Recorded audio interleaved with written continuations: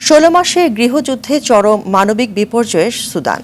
হতাহতের সংখ্যা প্রায় ৫২,০০০। বর্তমান বিশ্বের সবচেয়ে বড় বাস্তুচ্যুত সংকটের নামও সুদান।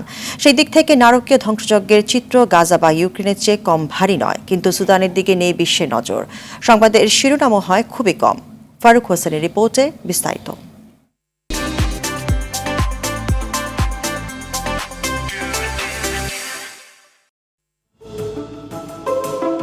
২০২৩ সালের এপ্রিল সুদানকে গ্রাস করে গৃহযুদ্ধের কালো ছায়া।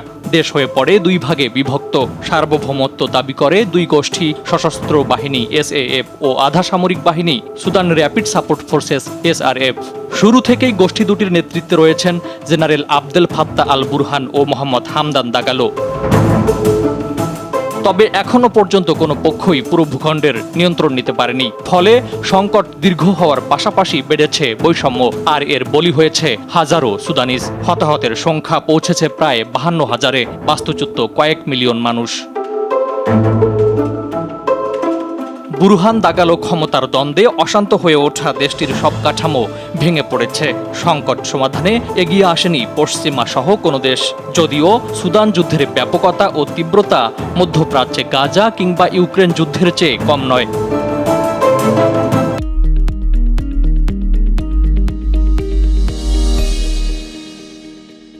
আফ্রিকা বিষয়ে একজন বিশেষজ্ঞ বার্তা সংস্থা আনাদোলুকে জানিয়েছেন, সংঘাতের তীব্রতা খুব বেশি হলেও পশ্চিমাদের কাছে ইউক্রেন বা গাজার মতো ভূ রাজনৈতিকভাবে গুরুত্বপূর্ণ নয় সুদান।